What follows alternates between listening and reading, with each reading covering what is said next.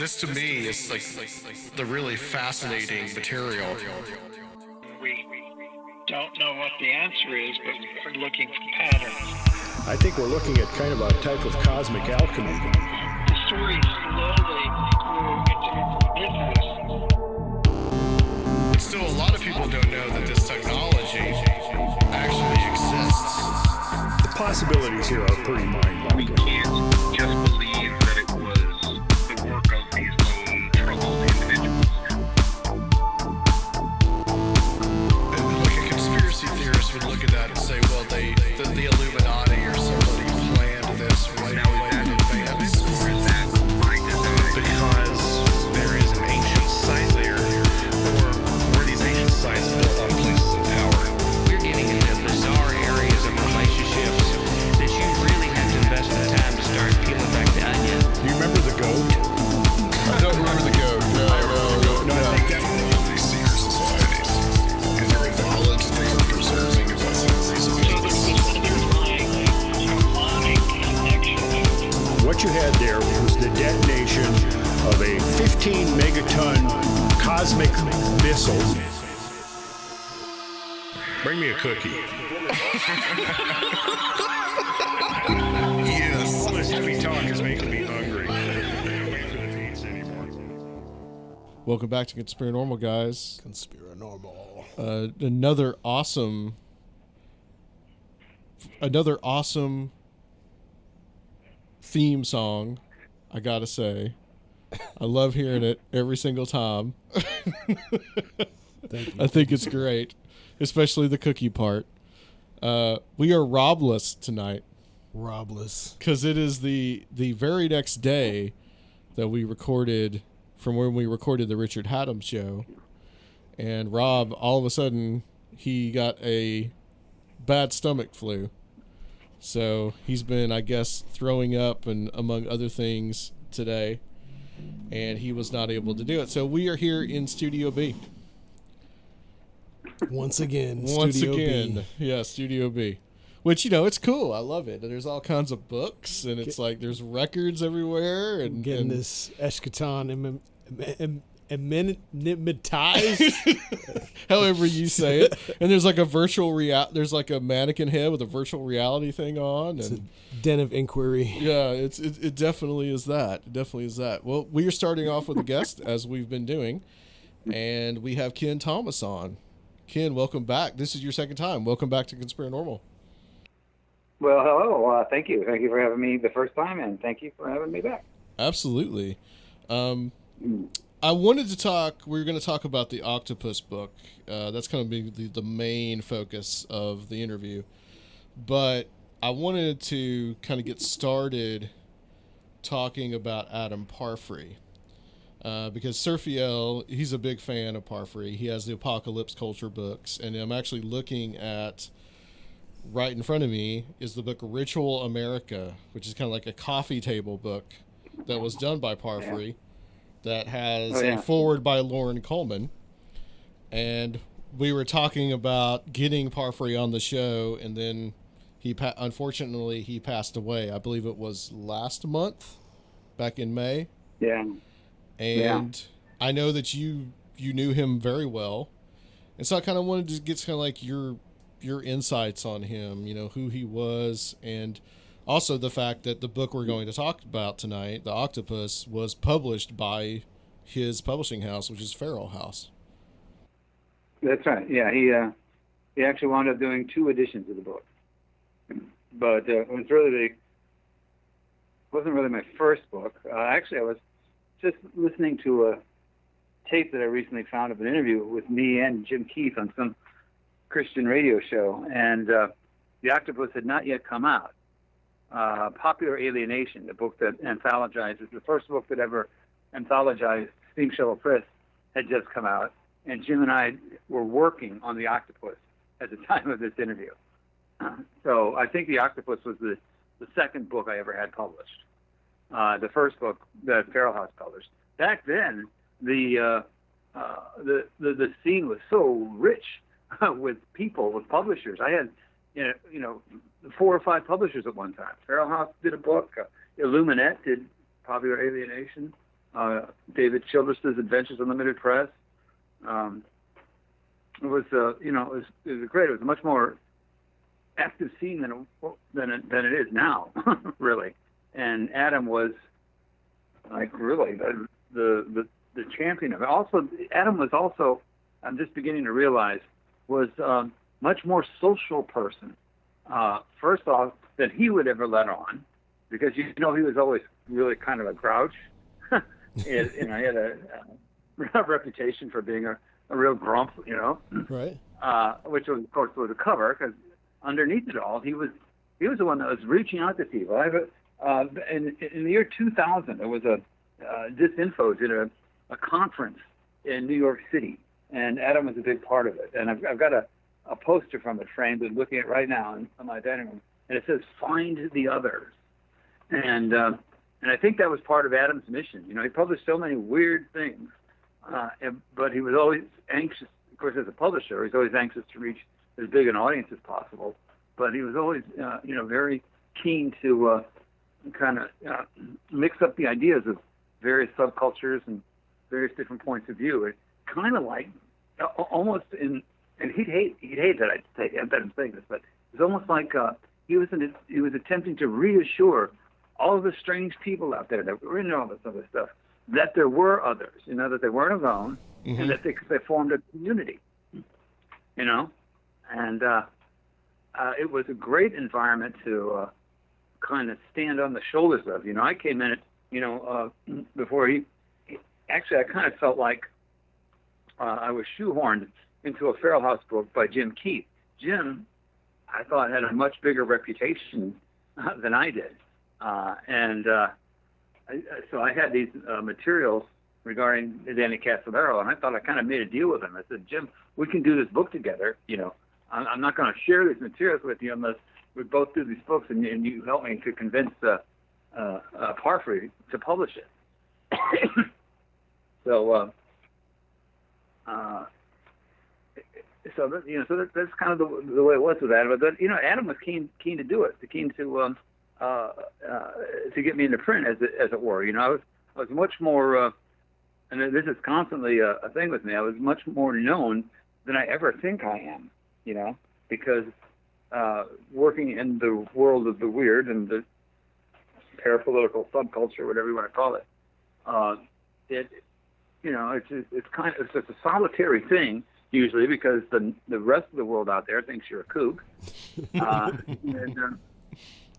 And then one of the great blessings of knowing Adam was, and in a moment beginning to realize that this probably self-conscious on his part, was that he let you know that you really weren't alone. That your interest in these things, didn't really make you an outcast. It actually gave you a step up from the rest of the world out there that wasn't interested, and what really kind of turns out to be the most interesting things in life. So that's Adam's lasting contribution to my life, really. You were relating to me when we were talking right before we started. You were relating to me about you wanted to talk about the time that you actually met him the first time. That was memorable for you. Oh my God, yes. It was in Atlanta, Georgia. And oh, it was really? At another Okay. conference. Yeah, it was at a conference called the Phenomicon, which we all wound up remembering for the rest of our lives too. And then it was the Phenomicon, and it was the first time many of us met. The first time I met Jim Keith in person.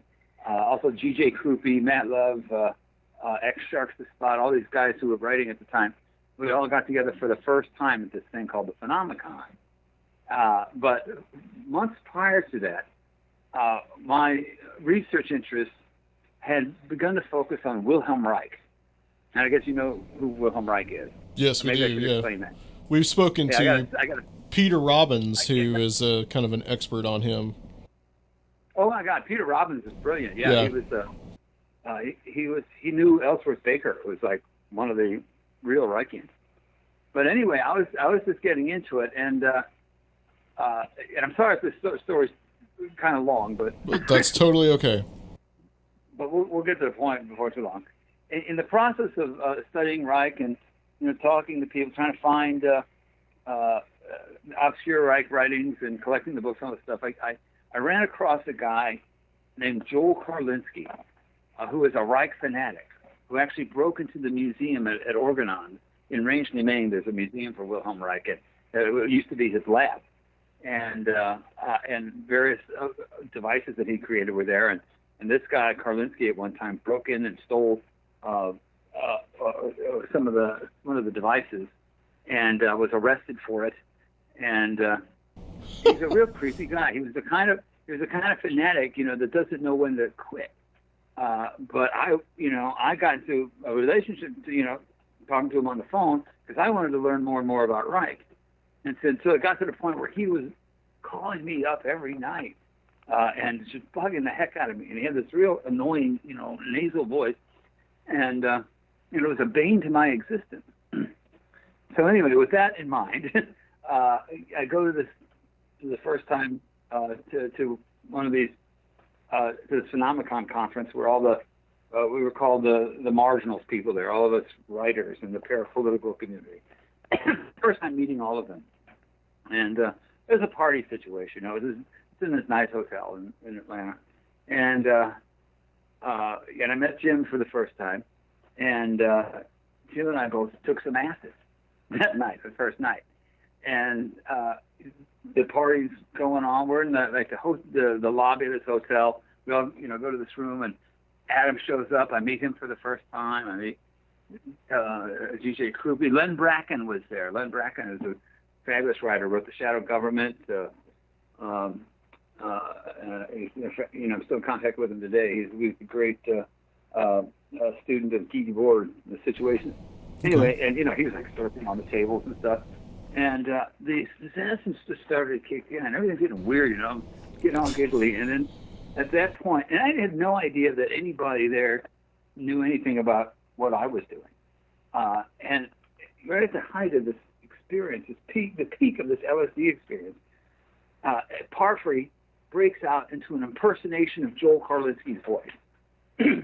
Something I didn't know anybody there knew who Joel Karlinski was. I guess we were talking about Reich that point. And it was the most hilarious thing. Keith and we both started spinning around with laughter. I mean, that's what it was like. It was like just a carnival ride. After that, kind of really broke the ice at that party. And and I guess we're all buddies after that because we were imprinting. But that was my first experience with Adam. Sounds like fun. When was that? What year? I think it was 92. 92. Okay. Yeah, before you were born. Not me. I was born in 76. I'm not. Okay. I wish I was that young. I'll take it, man. 83 here. I was a wee lad. I appreciate you thinking that I'm that young, man. You can't see Well, him. to me, it was like it was yesterday, though, And, right. And, lately I've been able to start work on archiving my own papers, which is something I never thought I'd be able to do. Usually you die, right, and you give your papers someplace, and some archivist takes care of it. Well, I happen to be an archivist, and they're not going to wait for me to die. My job, my archive day job, they're letting me start some stuff. And I've uncovered, some old correspondence with Adam. And from that period, afterward, after all that whole party thing, he wrote me and said, "Hey, listen, if you want to, keep studying Reich, here, contact this person, read this book, give me advice, because Adam was a Reichian right up until the end. I visited him a couple of years ago. Really? In Port Townsend, and he has, and it's one of the things I'm curious about what's going to happen to it. But he's got a large collection of Reich stuff. He's got, the journals that Reich's published, Journal of Ergonomy. Of course, he doesn't have more than me. At this point, I've got papers that have never been published and all kinds of stuff on Reich. But it's a wonderful collection. He was never able to, what he really wanted to do, I found this out from Jim Martin of the Flatland zine. What he really wanted to do was reprint Contact with Space, The Contact with Space was one of Reich's last books. Not his very last one, but it was the one that really went off the rails. The one where, Reich was speculating that maybe he was born to an alien race, and it's where he's taking the cloudbuster guns out to the desert and shooting UFOs down with cloudbuster guns and shit like that. Yeah, probably his most bizarre book. That must have been towards the end. Yeah, towards the end. Yeah, I mean, there were more bizarre books than that. He wrote one that has never been recovered in prison, and then there's a whole collection of documents leading up to his imprisonment and around that time called Conspiracy, which I think I'm the only person that has a copy of. But really? You can't bring any of this in print, and this was Adam's problem too with Contact with Space, because all of the stuff about Reich is protected by the inheritors of his estate. There's in Rangeley, Maine, there's the Reich Museum, and they're on top of the copyright. Anybody tries to publish anything, reprint anything by Reich, they will sue them on the spot. And it was Adam's great dream at some point, Jim was telling me this, to publish an edition of Contact with Space. And he almost did it without permission, which would have been, great brouhaha. And I always thought that, he didn't do it because he was afraid of being sued. But he said, Jim was telling me, Jim Martin, who wrote a book called Wilhelm Reich and the Cold War, one of the great, historical studies of Reich. He said that Adam wanted him to write an introduction to the book, and he said he was going to move forward with it because he wanted to be sued, not because he's afraid of being. He wasn't being held back by. I don't know what actually really held him back, but he wanted to be sued because he thought it would be great for the book. It'd be great publicity, And he certainly wasn't. And I know he was sued. He did a book on the Oklahoma City bomb that he got sued on, and I remember him telling me one time that after that he bought insurance in case he ever got sued again. He got lawsuit insurance. They're like legal insurance, yeah. Yeah. So he was a really, and he was bold about that kind of thing. I don't know really what held him back from doing Contact with Space. Yeah, it's a pity. It's something that remains to be done. Reich is actually, no matter how kooky you think he is, he's a brilliant writer, and just for the sake of humanity, his writings, which I don't think any of them are in print anymore. Farrar Straus had most of his straight books. Oh, yeah. I mean, Reich is interesting as hell. He really is. Yeah. Have you corresponded any with Peter Robbins? Oh, I met Peter on many occasions, actually. Okay. At various conferences, yeah. Yeah. Yeah, and I've seen him talk. He's a great guy. Peter's a great anecdote teller, too. He's been around the world, and he's got really colorful stories about great places. Yes. In fact, I have, on our Patreon page, I'll plug it, I have his whole story, basically, of going around the world. It's an amazing story. Yeah, he's an amazing guy, really. He really is. I love him whenever I encounter him. What did you think about, like, Parfrey was very instrumental in bringing James Shelby Downard into the lexicon as well. I know Turfiel probably has more to ask about that than I do. Oh yeah, just go ahead. I'm a little obsessed with Downard since I read Apocalypse Culture the first time. But well, Downard, of course, is brilliant. And crazy at the same time. But. And crazy, brilliant and crazy. Yeah, probably none of us would have known about him if it wasn't for Adam. He's one of the few people who actually met him too, right? Yes. And Downard's study of the assassination had a lot to do with synchronicities and coincidences and stuff like that. It was, what all that symbolism, all that mystical symbolism actually means. I mean, I can't do it justice, but you're going to mesmerize when you're reading him. And in fact, it's I kind of used it. It was as a base, or as a background, or a way of thinking about the assassination that helped me to write an essay that comprises one of the appendices in my current book, which is called Trumpocalypse Now, Mm-hmm. and the Triumph of the Conspiracy Spectacle. And in it, I go through all these coincidences, basically in a Downard kind of mindset, and walking that mindset through 3 episodes of an old television show called Route 66, all of which had parts of the Kennedy assassination in them, all of which were broadcast before the assassination ever happened. Yeah, Adam Gorightly has talked about that before. I've heard him mention that. Yeah. Well, it's I've been trying to make it a little more well known.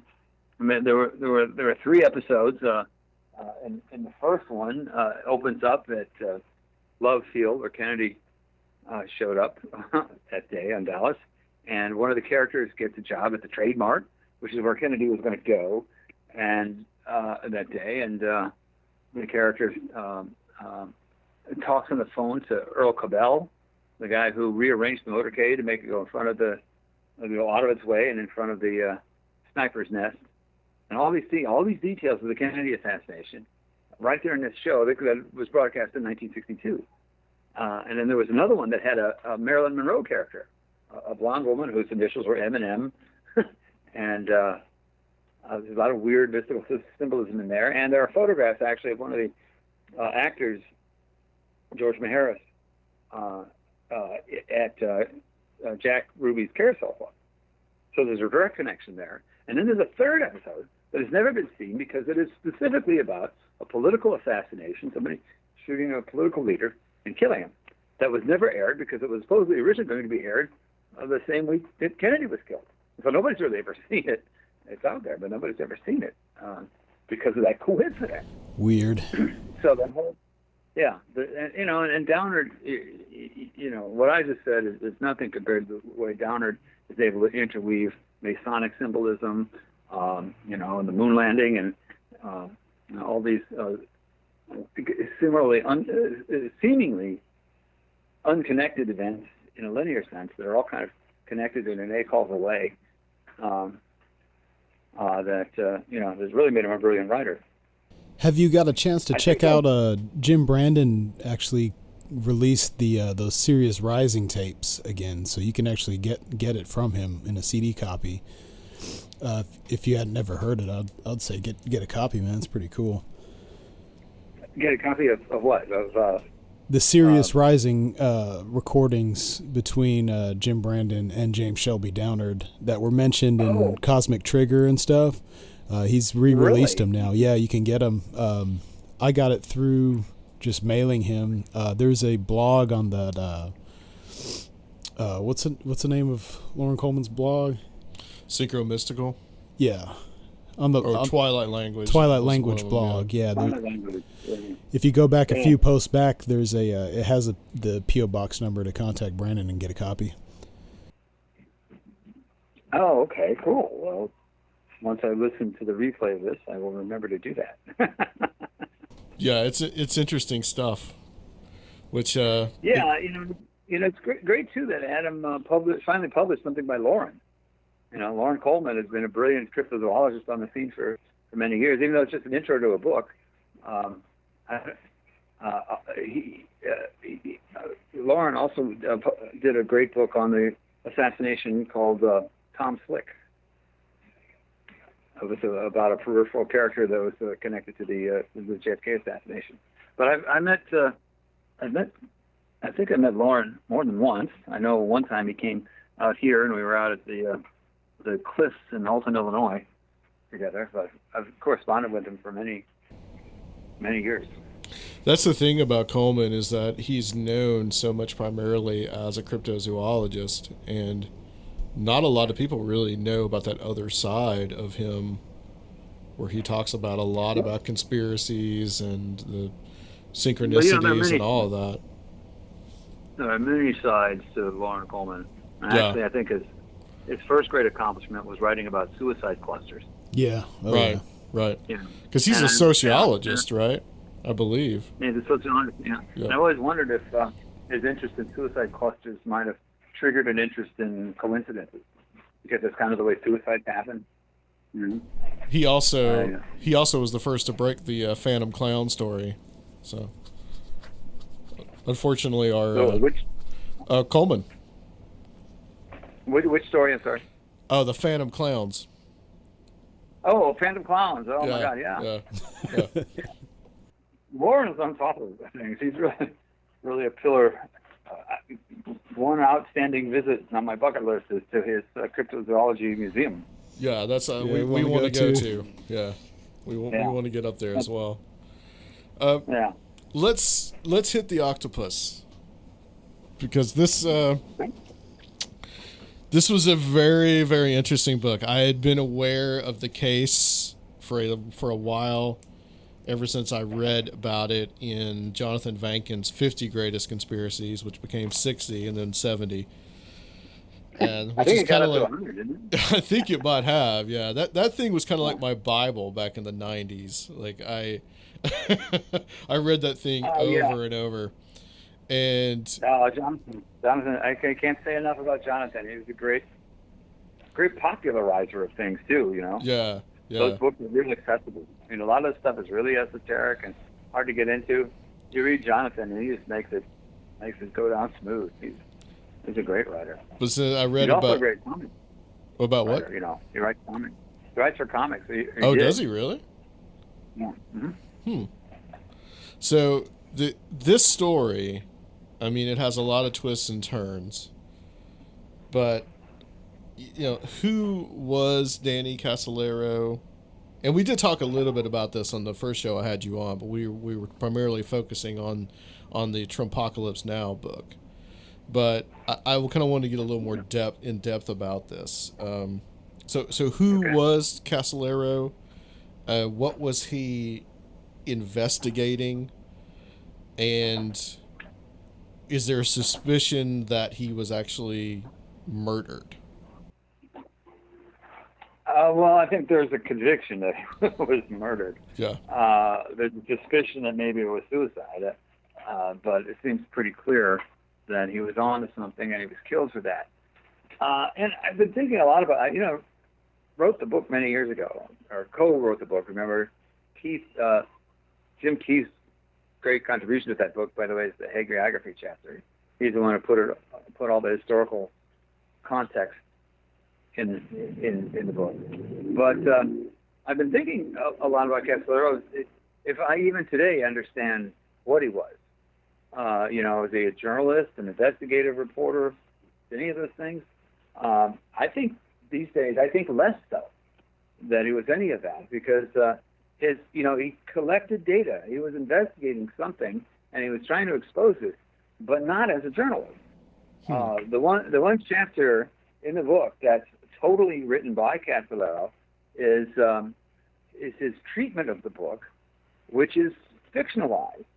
He was writing a novel about the story of Danny Casolaro, based on true things that he was uncovering, but put into a context of a dramatic read, more so than an investigative expose. That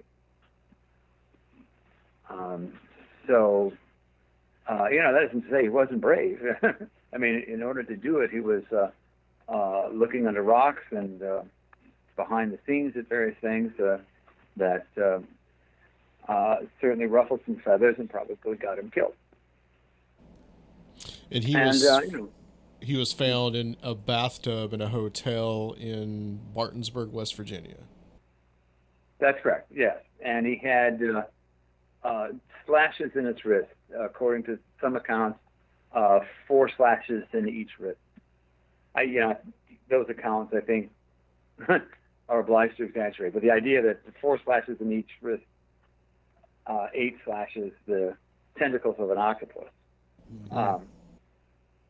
And so, if that's true, and, God knows, very unlikely that it was a suicide.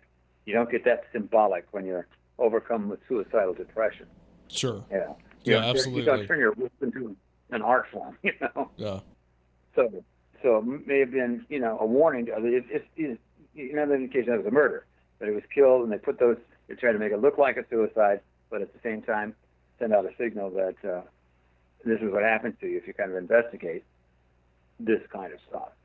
And the kind of stuff we're talking about is transnational cabal, transnational spy work, and skullduggery of many different stripes, most of which involved, in his case, the Promis software, an advanced form of software that kind of weaponized a lot of intelligence technology. Yeah, it was done by a company called Inslaw, correct? And That's right, the Inslaw. So what was it supposed to do, and what did it end up? What was it actually used for? Because there's definitely like a difference there from what it was intended to be and what it was actually eventually was. Well, it's kind of, it's kind of always the case with computer technology. It evolves. Yeah. You find out different things you can do, and it turns into other things. Its earliest versions were intended for use by the police just to track criminals through the justice system. Just an efficient way to check arrest records, check the movements of known criminal elements and that kind of a thing. Well, actually, it goes back before that. It was used in Vietnam as well. There's a book called Project Phoenix, I think, by Douglas Valentine, that gives you the early history of what the Promis software was about in Vietnam. So it was used in the Phoenix program? Yeah. Oh, that's a connection. Oh, yeah. Yeah. Doug Valentine's book is great about that. But the idea, was many, many, many lines of code meant at first just as a super tracking software. But as time went along, it developed a capacity to extrapolate, and that's the main thing about the Promis software. Its ability to extrapolate things. It was eventually used to help nuclear submarines to navigate the icy waters of the poles and things like that, because it could anticipate how a submarine needed to move through those waters. It could, and it could tell you, put into the criminal justice system, it can not only tell you where a criminal has been, but it could extrapolate and tell you the likelihood of where he's going to go. Those are kind of like, they sound like algorithmic things, which is basically what's running all this social media stuff today and data collection, advertising, et cetera. Well, yeah, that's the whole point. I think all of that really begins with Promis software, traces back to Promis software. It's now, it's used in the Echelon satellite system now. It's a highly weaponized tool of intelligence work. And Casolaro was kind of getting in on it at an early stage. So not the earliest stage, but at a point where, it's almost second nature for us to be able to accept things like that. When he was looking into it, it was still kind of a bit of a science fiction nightmare. And in fact, that's where it led him. It led him to Area 51. To he one of his informants was Michael Riconosciuto, who was an arms dealer who worked with the Cabazon Indians in Indio, California, on tribal lands, developing night vision goggles and the Promis software in the legal protections of native-owned land, stuff like that. Michael Riconosciuto, Danny's main informant, actually turned out to be the son of the partner to Fred Krisman, who Jim Garrison thought was the grassy knoll shooter. Really? Yeah. Really? All right. That, and that it runs in, it goes in families. I mean, that's yeah, I've encountered that in my own research on this stuff. Yeah. This is family business. It's handed down. So what became interesting about that was that Krisman, not only is many people believe was the grassy knoll shooter, but back in the late 40s, he was one of two witnesses to what many people consider to be the first UFO sighting of the modern wave. You know, the post-1940s, UFOs have been around forever, they've seen them in ancient times. But the modern, post-war UFO wave kind of began with this incident called the Maury Island incident, which happened just a few months before the Roswell thing. And Fred Krisman played a major role in that. Yes. So, that's another one of your books. So, right. Yeah. Well, it's a book that grew after accumulating this research, writing the Octopus. I came up with a prequel to it about all this business called Maury Island UFO, which was originally published by Illuminate Press, which was another one of, like I said, half a dozen different book publishers I had back then. But then over the years, I expanded more detailed research. We came up with a second edition, and Adam Parfray published the second edition because at that point, oh my God, the more I talk about this stuff, it all comes back to me now. At that point, the reason that Illuminate didn't do the second edition is because shortly after Jim Keith's mysterious death by Clostridium infection of a knee problem, his publisher, my publisher, our mutual friend Ron Bonds in Atlanta, who published Illuminate, died of Clostridium poisoning after eating a burrito in Atlanta. Yeah, and that was the at El Azteca, which I think it wasn't. Was it in Lilburn, Georgia? In Lilburn, that's right. Because I used to eat at a El Azteca on Peachtree Street. Like, it wasn't too long after that. It was like 2000 or 2001. Down there in Atlanta? I lived in Atlanta for about 3 years. So. Yeah. Okay. Before I moved here. I think is there a place called Hoffman Estates down there? I don't know. That sounds familiar, but I don't know. I think that's where it is. Yeah. Well, somewhere. It's Hoffman Estates, Lilburn, in that area. Yeah. So that was it. And that's the coincidental connection that has never been satisfactorily explained, is how did both of these guys wind up dying of Clostridium poisoning, particularly considering that previously Jim Keith had written about how Clostridium had been used as weaponized and used by the CIA to destroy enemies. Well, didn't this is kind of jumping around, but since we're on it, didn't Jim Keith, like you talk about in the book, there was weird connections between this Octopus group to like the death of Princess Diana, and he was about to reveal something about her, I guess, being pregnant. And then when he dies, right? Yeah, what happened to Jim Keith? Because this is strange. Well, he went to Burning Man, right? Yeah. The big old hippie festival that apparently is too expensive for anybody to go to anymore. But back at that time, it was free, and it wasn't yuppies. It was, You don't have a spare $400 to go, Ken? No, not for that. No. But he was on stage. And somehow he got there was some kind of injury to his knee, and he had to be taken off stage, and he laid around for a couple of days, but it never got better, and he had to go to the hospital, and that's where he died because it was infected. He had become infected with this bacteria. That's my anyway, and that was it. So Keith died and Bonds died, and it all looks pretty fishy.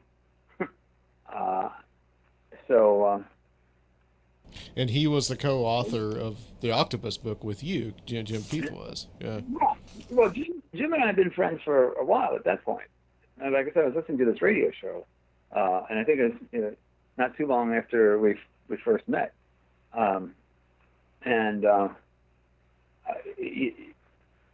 Jim, the thing about Keith is he was really amazingly articulate guy, and he's still articulate and charismatic to this day.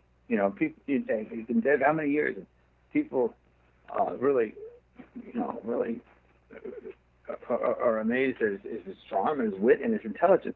And he never graduated the 6th grade. He was Really? like a street urchin.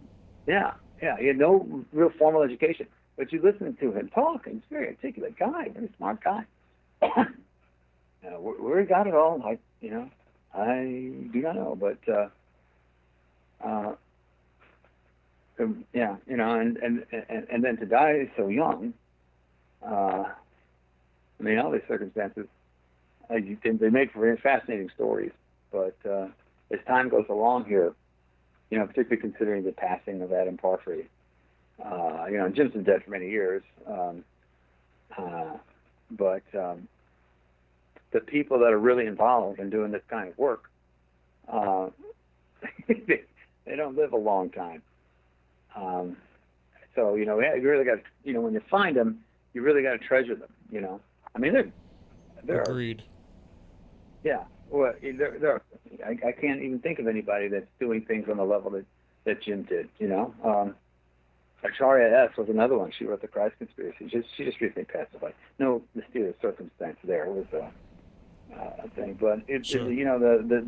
that scene is aging and passing away, and like any scene must, but also peppered along the way. All these people just did not get their full measure of life. And I think it's really important that those connections are made to the new generation, because without that, we're going to have kind of these broken branches that the research will continue, but it won't be pieced together like it can be. Yeah, well, one thing is that people are frightened of this stuff. I used to be taken aback actually about people telling me what a dark writer I am. Which is true. I mean, it is dark. But I like to emphasize to people that you need to find people that have a good heart and a sense of humor. The kind of the positive strength to be able to deal with the subjects, and those people are rare. Most people are frightened of this stuff. That's part of the reason why there's this laughter curtain around it. Oh, here are conspiracy theories. Oh, you believe that crap? Because people are afraid to deal with it because it's too overwhelming. And really, the most amazing thing, bringing it back to Adam Parfray, I think the thing that he was looking for were the people out there that how scary it is, but don't care. Who want to hold on to the full measure of their humanity and still, be funny people, have a sense of humor. Jim had a great sense of humor, and do this stuff, but kind of in the same sense, kind of like in a Bugs Bunny sense. Yeah. Just flipping your nose at all this evil, and and getting away with it for as long as you can. If you're going to talk about this stuff, write about this stuff, read this stuff, I think you have to have a good sense of humor, because it does get pretty dark. Yeah. So and it's hard for people to wrap their mind around this because these are some dark, dreary things. The Promis software. One question about it: didn't it have like a back door built in where it could spy on various countries? Like they sold it to several nations, and that's right. That's exactly right. I did. In fact, as a big feature, I should have said that up front. In addition to it being a powerful tracking and extrapolation software, it had a backdoor, so you could, this is the whole story of the inflaw case. There was a bureaucratic functionary in the Reagan administration named Earl Bryan, who they stole the Promis software from its makers, which was the Inflaw company. And Inflaw actually sued them over this. That's how we know some of this stuff. But they stole it from them, and then they sold it to the Iranians, to our own enemies, because when they did, they're making their money. And remember, that's what the Iran-Contra thing was all about, as you recall. We would sell arms to Iran and take the money to fund the Contras to fight the Sandinistas, right? Well, the Promis Center, you had that same dynamic. They would sell the Promis software to our enemies. It would have a back door so you could go in and spy on the people you sold it to. If a software that had been stolen from a company. This was the moral environment of the Reagan administration. Yeah. I'd say it's probably a moral environment of just about every administration after too. Well, it's brilliant in its complexity, right? Yeah. In fact, it was sold to Osama bin Laden, as I recall. It was another thing. Osama bin Laden was Osama's version of Promis. Yeah. Wow. Yeah. So that's the main thing. That extrapolation capacity and the backdoor access. Those are the things that characterize Promis. And again, this is in the 90s, and it's gone through many permutations and evolutions, and it's running the Echelon satellite system, the radomes in Pine Gap, Australia, whatever kind of spy facilities they've got going on in Area 51. Michael Riconosciuto is still out there. I think he's out of prison now, and supposedly he has locked up somewhere. Although you can't, he said this, and almost everything Riconosciuto says is not true. It's just something he's saying to try to help him get out of jail at that point. But he says he's got like a large manuscript on the life of Fred Krisman. So I mean that would be a nice thing to see if it ever surfaces. What were you gonna say, Sergio?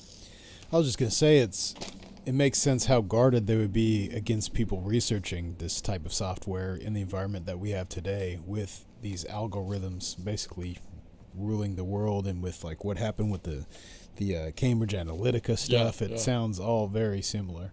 Yeah. Oh, right. Only more advanced. Yeah. And but they saw where it was going to be going. They knew how important that was going to be. It's crazy. Yeah. Yeah. Well, that's the world we live in now. The surveillance society. And we really wouldn't know half of what we know about it if it wasn't for somebody like Casolaro. Now, getting back to the Casolaro story, what happened with him, he had accumulated all this research.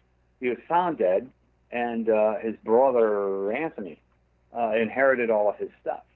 And I think Anthony had some connection to the journalism school at the University of Missouri in Columbia, who happened to be my bosses, actually.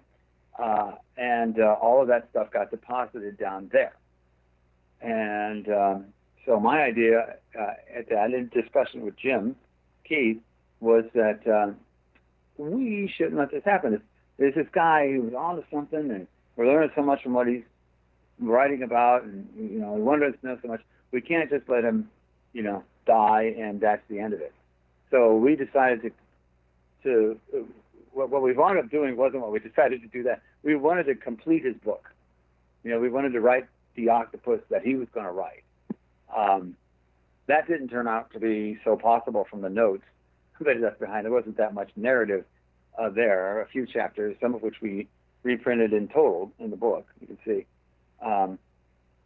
But we took everything that he had, put it in the book. Jim wrote the hagiography chapters. I filled in things like the Abby Hoffman connection, stuff like that, and I did the main narrative. So we got, we kind of considered that Casolaro dribbled the ball down the court, and we were doing our best to make the dunk shot, and because it's up to the critics and the readers to see how close we got. I thought it was interesting that Casolaro's alternate title for the book was "Behold a Pale Horse." Ah, yes. Yes, I always want, that's a biblical reference. Right. But I always wondered, if it was not inspired, his inspiration to use it was not inspired by William Cooper. Uh-huh. You know Cooper? Oh yeah. Sergio's got his copy over here in the bookshelf. I have mine at home. You're not a true conspiracy theorist if you don't have a copy of that at your home. Right on, yeah. Classic work. Yeah, it is a classic it's I get grief from all kinds of people now.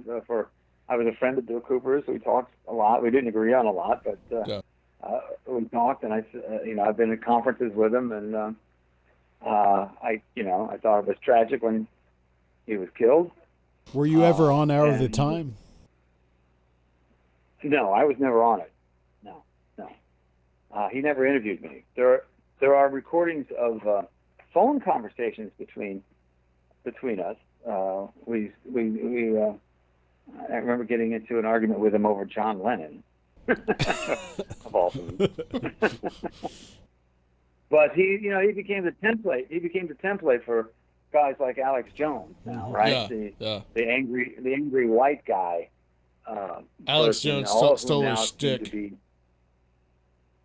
Now it's all shtick, or maybe even more so than maybe these guys are plants to discredit conspiracy theorizing in the first place. Although the environment, done a good job of it. Yeah, right. Well, they've had the help with the current administration, right? Right, exactly. And that's the discussion that needs to get back to. It's really kind of interesting going through these old files, and all this, all these great revelations of conspiracies and stuff when it was all still fresh. How uncommon it was. How there was people really didn't think about conspiracies all that much unless they came across some of us guys, and now, there's nothing but that. It's hard to come across something that isn't a conspiracy thing of one sort or another. That's true.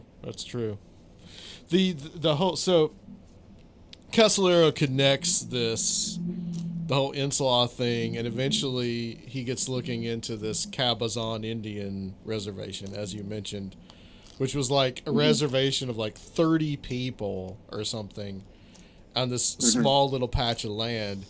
And what was going on there? Because there was some really weird stuff happening over there.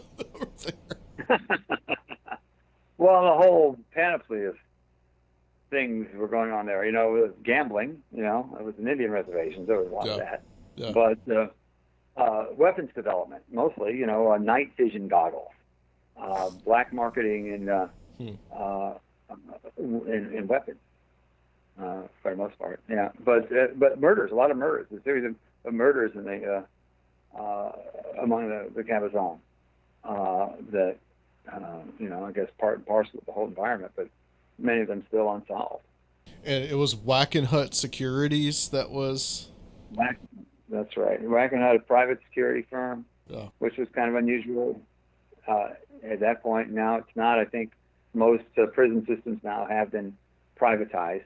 They've learned a way to... the whole point, really, of the prison system is to throw, the underclass in there and charge somebody for... keeping them under lock and key, as opposed to them just, being government jobs. And Wackenhut was the first big example of that. It started off in southern Florida. George Wackenhut was the founder. Which really, if you want to think about it, you really could use the word mercenary, really. Right. Yeah, exactly. Because these guys were... they had all kinds of connections to the military and to the military industrial complex, but they could get away with what they were doing down there because it was an Indian reservation, and B, they were a private company, so they weren't under the purview of the government. Right, and as the fact that it was an Indian reservation and it was on sovereign land, so they're working in an environment that's kind of extra legal in the first place. Right. Yeah. So, during that period, there were many scandals. There was the Iran-Contra thing. That was never successfully prosecuted or resolved. Except by these murders. I kind of put the end into a lot of it, but those there were many scandals. Only a few of them bubbled to the surface. Inslaw and Iran-Contra were the main ones. There's been a few movies that have come out recently that had to do with that time period and with Iran-Contra. That's right. Yes, and I've missed them all. Only been a couple, right? There's Kill the Messenger, which was can't think of the guy's name now. It's Gary Webb. Gary Webb, yeah, which is another Gary Webb. mysteriously dead journalist. I of course Gary Webb too. And then that's interesting. Oh. And then American Made that came out about Barry Seal, about Mena, Arkansas. And I'm sitting here watching this stuff, and I'm wondering, how is this stuff like? I mean, this must just, because this was only 30 years ago. A lot of these people are still alive, and they obviously have no problem with talking about it. Well, they got away with it. Yeah. They're not. Who's going to prosecute them now? Certainly not in this current environment. Trump and cronies are getting away with everything they can at this point. Yeah. So really, the only justice that you get in any of these cases is when somebody like Casolaro comes along and tries to expose them. So these people won't be prosecuted, but at least you know what their crimes were. If we don't get any satisfaction in the legal arena, at least in terms of history and keeping the record straight, that's why somebody like Casolaro is tremendously important, that we preserve and expand what they're trying to do. What do you think the information was that got him killed, though? Because it seemed like, you had the Inslaw case, you had him looking into the Wackenhut securities, what they were doing on the Indian reservation. But what actually probably got him killed? Because it seemed like he got really far into this stuff. Well, there was an operative named Robert Booth Nichols, and who was, I think, afraid of the exposure that Casolaro was going to give to him. And there have been people who speculated that he was, that Casolaro just crossed. Not that he crossed the big bosses, but somebody like that, somebody like Nichols, who was just afraid to be exposed as being part of it. That's one thought. And this is also all tied into the October surprise. So let's talk about that a little bit. What that was. That's the patterning, where the patterning begins. If you remember the October surprise, it was where the Reagan administration paid our enemies, the Ayatollah Khomeini and the Iranian radicals, to hold on to the hostages. Remember the American hostage situation. Remember, that just started out as a news story, and it carried on for 400 days or something. It was responsible. In fact, that's how we got the television news program called Nightline. Right. Yeah. It originally started as special updates for. But anyway, the America held hostage. America held hostage. Yeah. And they were being held hostage beyond any reasonable time because they were being paid off to do it. The idea being that Reagan and his buddies were paying off these Ayatollahs to hold on to those hostages until after the election, so that Jimmy Carter would look so bad that he was guaranteed to lose. That's what's referred to as the October surprise. And since then, it's become a lexicon of whenever there's a presidential election, look at the scandals that are happening in October and relate them to how they might affect the election. You want to have a look at the real dynamics of what's going on. Yeah, that's what the grab the pussy tape was. Right. Was, that whole thing, but because also Reagan, as he was inaugurated, the hostages were released, like literally right after. Right, the same day. Yes, the very same day. And you always hear about how Carter was negotiating all the way up to the last minute. Right. But so who was behind this? Who would have been negotiating this with the Iranians? For Carter's sake? Oh, for Reagan. You want me to name the names of the people that were involved? Just his team, Yeah. It's just his team. You know what's interesting about it? Come to think of it, it's always been true that in terms of assassinations, whenever they want to assassinate a progressive liberal leader, they just kill him outright. It's the Kennedy brothers, Martin Luther King, Malcolm X, all that. But whenever it's a right-wing guy like George Wallace or Ronald Reagan, there are attempts, but they never really, Reagan is wounded, George Wallace is wounded. They never really killed them. And it's interesting, what you were just saying before about how these same kind of scandals don't affect Trump. They did have one on October. The pussy tape and all that stuff was really a last-minute attempt to try to turn the polls, and it didn't work. I mean, it's always worked with everybody else, but it doesn't work. If it's a far-right person, and I don't know if that's the best way to characterize Trump or not, but it's Teflon. Who else was called Teflon? George Bush. John Gotti. What's that? John Gotti. But no, George. All these. Teflon Don. Yeah. So always the attempt, the assassination attempts are attempts really to beat down progressive elements that may somehow erode the wealth and power and stature of the right-wing conservative establishment. One of the things I noticed in this radio interview with Jim Keith, he talked about, this is 96, right? And he talks about how 2% of the population control 80% of the wealth. And I thought, I haven't heard those statistics in a while. I mean, these days we talk about 1% of the population controlling 99.5% of the wealth. Right, yeah.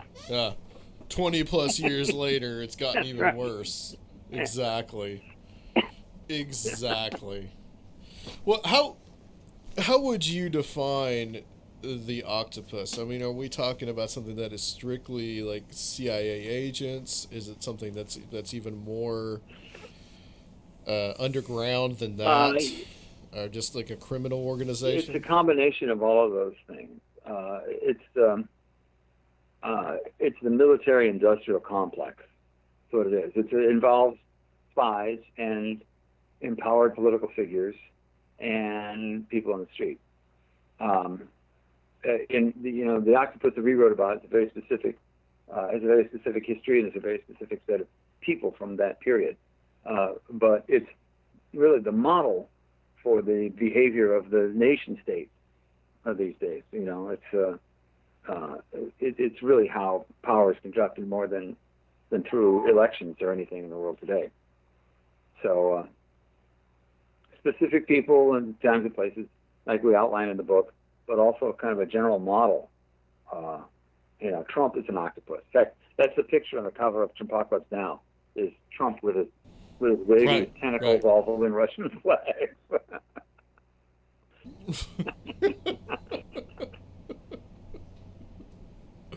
It is interesting how those times really kind of reflect now too, because you hear a lot of talk now among the MAGA crowd of like Trump is the new Reagan.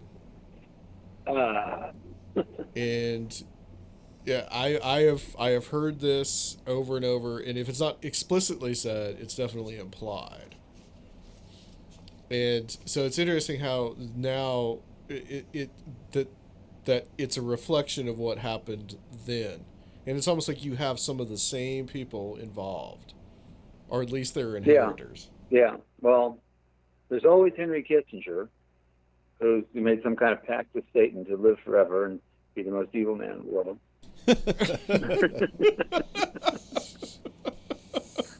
Yeah. Yeah, right. Yeah, well, that's true. I mean,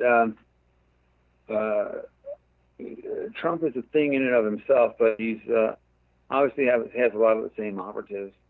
When he thinks of pardoning people, he went back to this period. Who was he going to pardon? It was people from this whole scene that he was going to pardon. So there's some direct connections there. Worse now, though, than it has ever been. I mean, Trump, you can't really overstate how bad Trump is. For one thing, he has legitimized a certain phony approach to conspiracy theories. It kind of reaffirms what everybody had said in the past, that they're all nuts, because even people who, don't like Trump, he's a nut, and there's proof that he's a nut. Look at his conspiracy theories. And because he's a nut who has conspiracy theories, all conspiracy theories are put out there by nuts, and that gives people the right to actually avoid dealing with the ones that were true and good and set the record straight, at least. None of them have really been able to reform society the way it needs to be, but at least they set the record straight and they've given us a narrative of what really happened. Yeah, what I've talked about with Adam a lot is that I've noticed since Trump that the more left-leaning people that I know have become really anti-conspiracy and super pro-corporate media, and I never really saw that before.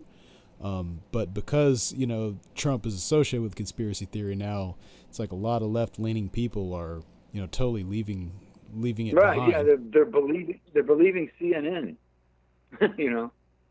Yeah, and because Trump is crazy. so bad, CNN is better. But CNN has never disabused themselves. Ask anybody at CNN who killed JFK, and they will tell you there was a lone nut. And they have these were the same people who were really into. Yeah. Yeah, the same people who were really into conspiracy theory of the Bush family and 9/11 and all this stuff. Mm-hmm. All of a sudden, they're just like, we need real news, and it's crazy. And he, of course, the whole fake news thing was really engineered to try to smear a lot of the pro-Trump stuff, but he was able to just change the dialogue and use it to his advantage. So it's been pretty interesting. It's interesting. You got to hope it's going to change. I can't imagine. I was looking. It's hard on a personal level too, because it's like, somebody asked if somebody asked me what this show is about, and I tell them, I get the feeling now that people would just think, well, you're just some Trump supporter. Right. Well, we've had that a lot. In fact, this interview that I keep harping back to with Jim Keith and I, the subject is fusion paranoia. And we go into how what we were doing at the time was listening to the full spectrum of political opinion, left and right, and that's why it's fusion paranoia. And I would argue that it's a progressive value to listen to the other side, to be tolerant of other people's opinion. That's what we were trying to do then, what to me seems to be the only common sense thing to do is try to listen to all sides, not filter it out the way the media does, and pretend that their little limited perspective on things is the full and only truth. For a good example is the way Trump treated the Kennedy assassination during the election. Remember, he was trying to smear his political enemy, Ted Cruz, by saying Ted Cruz's father was handing out fair play for Cuba pamphlets with Lee Harvey Oswald in a famous photograph. There are reasons to believe that that's true.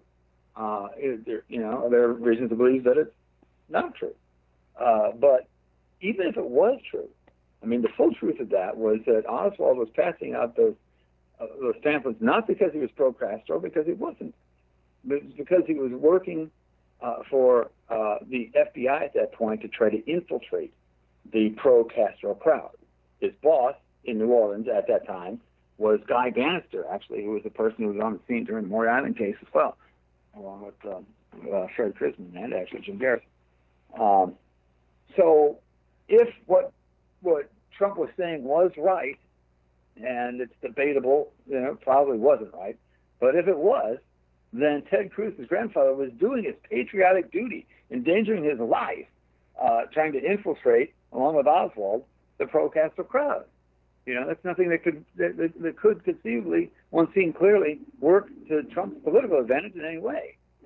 But the way it's played, people have short attention spans, don't think about things very hard. What it comes out to be is Trump further discrediting the conspiracy research world by coming up with a crazy story. And of course, it just becomes a soundbite, and people just say, "Well, Trump's crazy because he's linking Ted Cruz's dad to the Kennedy assassination." Yeah. And I will admit, I've seen the picture, and it does look like him. Yeah, it might be. Yeah. Well, whether it is him or not, I don't know. The thing is, if it is him, bravo to him. Bravo to Oswald. That they were, as it turned out, in Oswald's case, they were just using him. Oswald thinks he's doing a job there. He thinks he's infiltrating but what he's doing is being set up as a patsy for the assassination. Yeah, I wanted to run something by you on that. I've thought about Jim Garrison, and as I understand it, we were talking about before, like you kind of held court at Jim Garrison's grave during the Paramania earlier, like a couple of months ago. And I've thought about, Clay Shaw and Garrison's, prosecution of him. And I've often thought now that could it have been a possibility that they had nothing to, that operation that was going on in New Orleans had nothing to do with setting Oswald up as the patsy, but more like that was used after the fact to set him up. So it was a totally different operation, but because he'd already been posing as a communist, that was used later. And that what Garrison actually was looking into had nothing to really do with the actual assassination, but was some kind of CIA or FBI undercover operation. Well, the David Ferry connection pretty much directly connects it to the actual assassination. I mean, clearly David Ferry was involved. But, Garrison really used to say that, it's time for him to bring this to court. He's bringing the best case he has. Not necessarily the truth of the assassination, but something that he thinks he could get a conviction on. So he never said he was, pursuing the absolute truth about the assassination. Just one part of the assassination, Clay Shaw's involvement. In fact, he did prove it. They surveyed the jurists after the innocent verdict came down. Every one of them, according to the surveys, believed that Shaw had an involvement, but they just didn't believe Garrison had enough to convict him on it. So right. So he was right. And what I try to direct people to is there's a documentary that goes along with the making of Oliver Stone's JFK movie that has footage of Garrison in his on his deathbed, and he's looking at the camera. He's got the tubes in it, and he says, "The CIA killed JFK," and he's got nothing to lose. He's going to die, in hours from after the footage is taken. There's nothing insincere about him, and he was he lost very few cases as a prosecutor, and he served many years as a judge. And he was an honest guy. He's the guy also that was closest to the freshest leads. His investigation began only a few years after the actual assassination. And so, I mean, the work here, the study of dozens of people since then, has gone in a dozen different directions. And part of the reason why I'm a big fan of Garrison's, which, there are a lot of people who are, a lot of really honest scholars who really think Garrison was foolish and damaged the cause. But I think he was closest to the freshest leads, honest, more honest and sincere than I mean, everything you see about him, you see he's trying to put the best effort forward, and I don't. I think almost in the 30 years since then, there have been layer after layer, many revelations from many different researchers. But trying to get back to when it was fresh and somebody honest like Big Jim Garrison was looking at it, and again, you can see this in that footage. So he's got nothing to lose. You can see it was an honest effort, honest, intelligent effort applied to trying to uncover this crime, which had a layer of disinformation and deniability and every trick in the trade. And Garrison was closer than anybody. The media, they really gave him hell, and they continued to do so even after he was dead. Because I mean, if you watch the 2013 special they did as part of the 60s on CNN, oh well, there you go. About it, they first of all, they didn't even bother to even cover the House Select Committee on Assassinations. Right. And then, second of all, they just spent an inordinate amount of time just bashing Garrison. And I'm like, dude, good Lord, the man's been dead for 15 years, for 20 years. Right. Well, you know who that is? You know who's responsible for that? Tom Hanks. Tom Hanks is the executive producer of that. Yeah. And Hanks did the Parkland movie, and he's a lone nutter, And, they never mentioned the House Committee on Assassination. They never mentioned the fact that every single person, a group of people that comes to study assassination walks away with the conclusion that it's a conspiracy. The only exception is the Warren Commission. And the Warren Commission was modified by the House Select Committee. The official government position on the Kennedy assassination is that it was a conspiracy. And they're walking around, saying it's a lone nut. And they're wondering why, their credibility is eroded in almost everything they say, because, they make these assertions that are patently false and, walk around proudly like, they asked the right questions and got to the truth when they didn't, And if you can't trust them on that story, what else can you trust them on? And that, whether Trump was there or not, they would not have any credibility.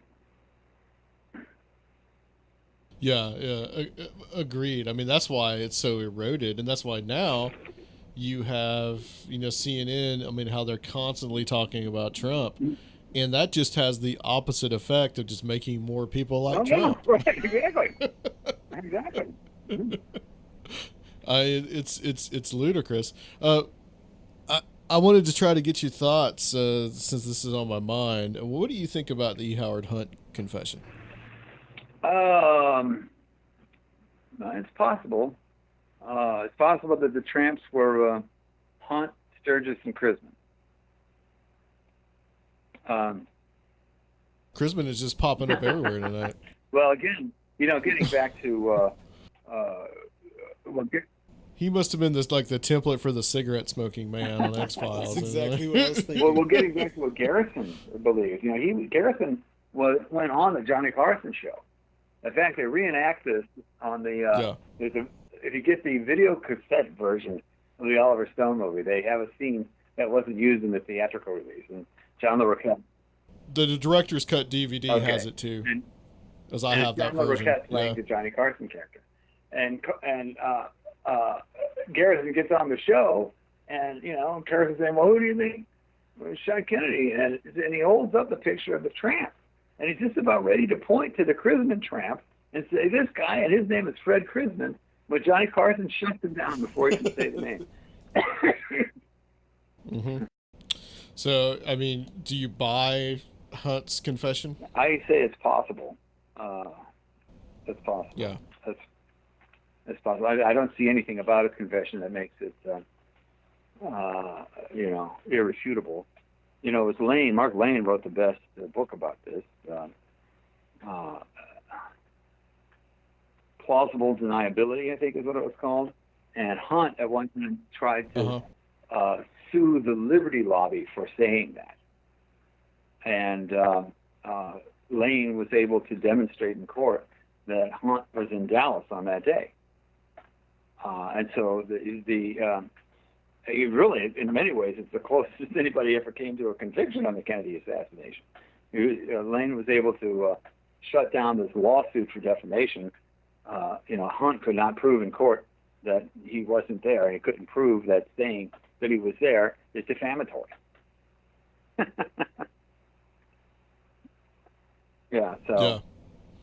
That's true. Yeah, Hunt never could. There's a lot of weird stuff. Well, a lot of weird stuff with the Liberty Lobby too. Liberty Lobby was like a right-wing newspaper that many conspiracy theorists were published in. Fletcher Prouty was published by the Liberty Lobby. Sherman Skolnick was published by the Liberty Lobby. You can make a case that apparently Prouty said some really questionable things at one of the COPA conferences, but Sherman Skolnick, and Sherman and I had a discussion about this one. He said, you want to complain to me that the Liberty Lobby is a bunch of Nazis and I let them publish my stuff. When you do that, what you're doing, is, these are Sherman's words, is that you're complaining about the politics of the bus driver. You want to get on a bus and you want to go somewhere, and you're going to be worried about whether the bus driver is a Nazi. That's not going to get you anywhere on that bus. You could argue it ad infinitum, but I thought that was a great insight, and that's why when people say, Mark Lane, lawyer for the Liberty Lobby, Fletcher Prouty writing for the Liberty Lobby, these guys are really Nazis. What do they have to say? Now, Prouty makes a very interesting case using the photographs on the other side of Elm Street that show the Umbrella Man and Hard Hat Man. And he makes a really good case that Hard Hat Man is Lucien Conein, who was a lieutenant to Edward Lansdale. And the other photographs of the tramps walking in another direction show another Edward Lansdale figure. So all those military operatives, Lansdale and Conein, stuff like that, probably was trying to say this was a military operation, and these are the guys. And he makes a good case. I've probably, maybe may have been throwing Hitler salutes in his closet at home. I don't know. But there's photographic evidence and a good argument that's made there. And when these people, there's a lot of researchers out there that want to call Prouty crowdy and want to pretend that they're standing up against Nazism by putting Prouty down. These are people that are being engaged in kind of the personality attacks that Trump does. But that's the thing.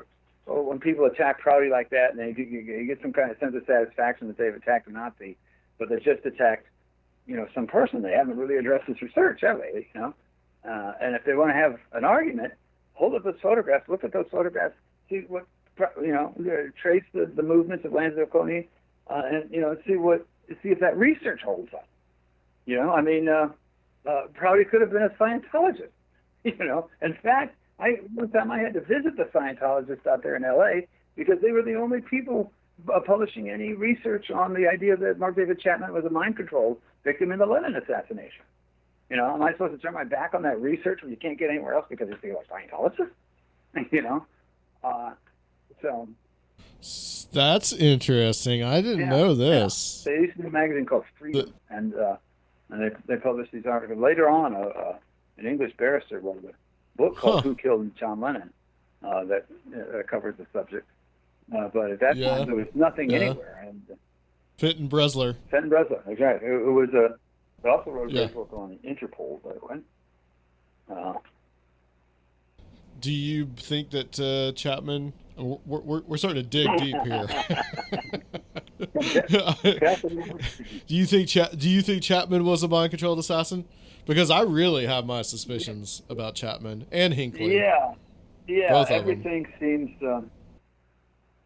It all seems like a mind control work of some sort to me. Yeah. Of course, that stuff doesn't exist. It's never going to surface in the Justice Department.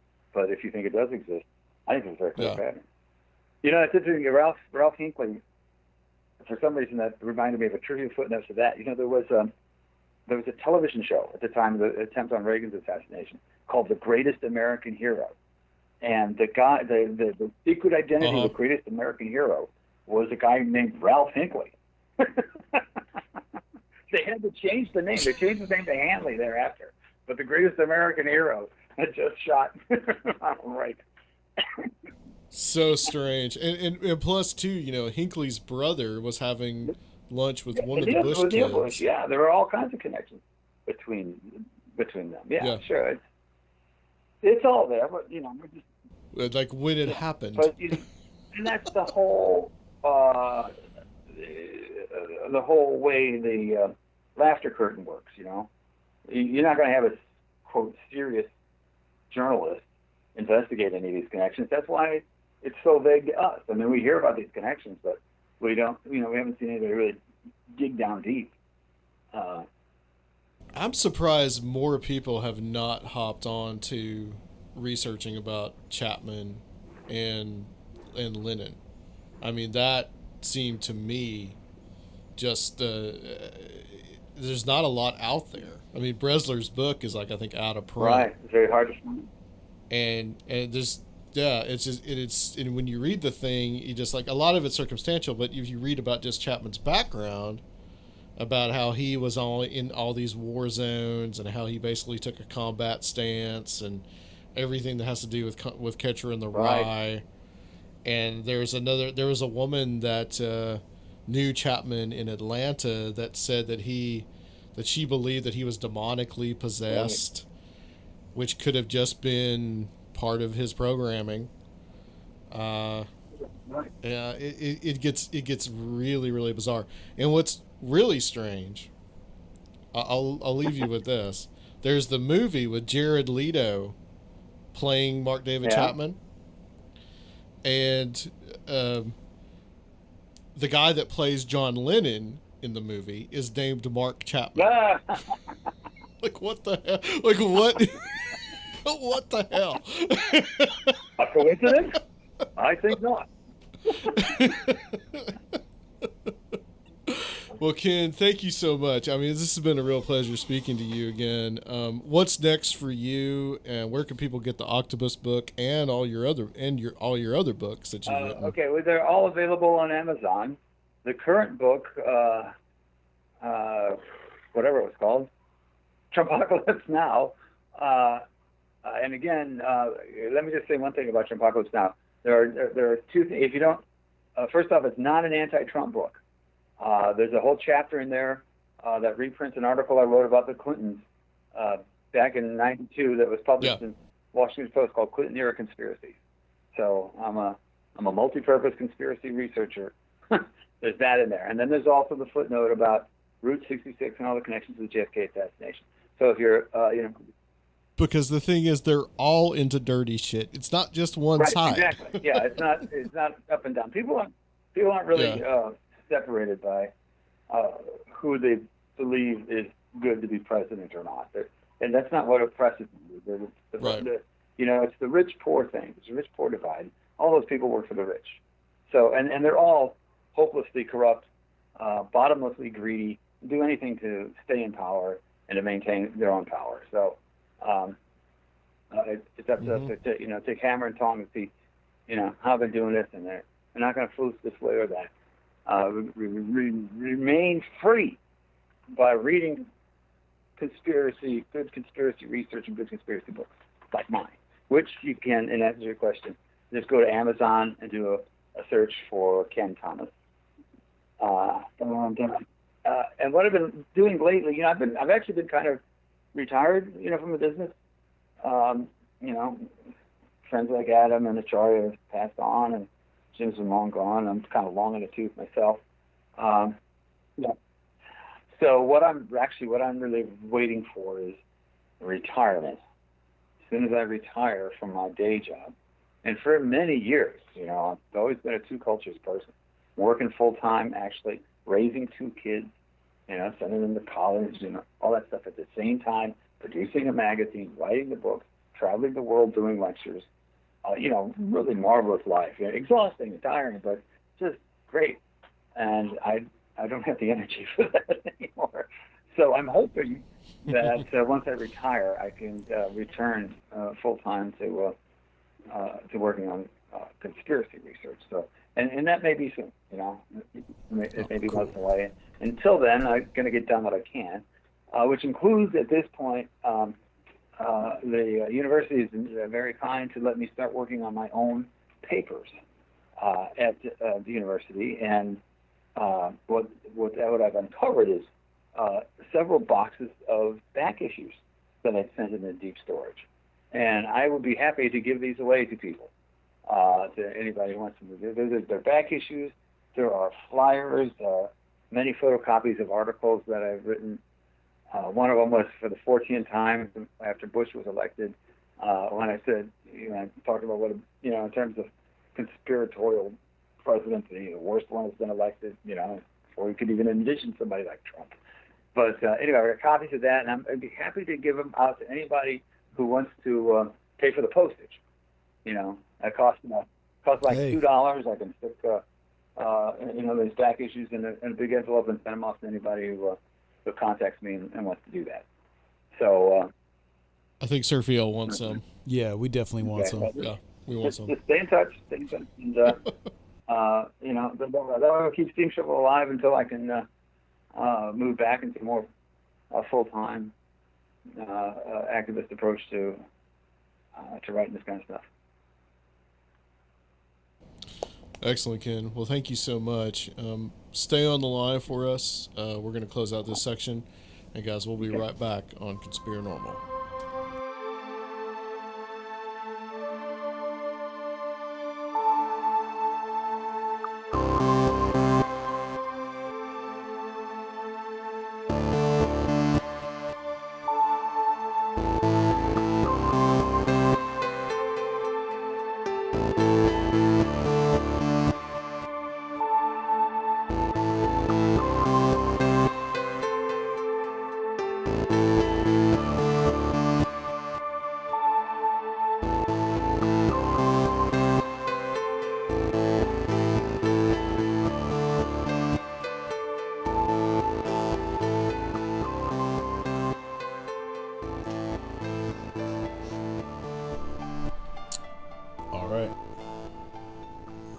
Live feed real time.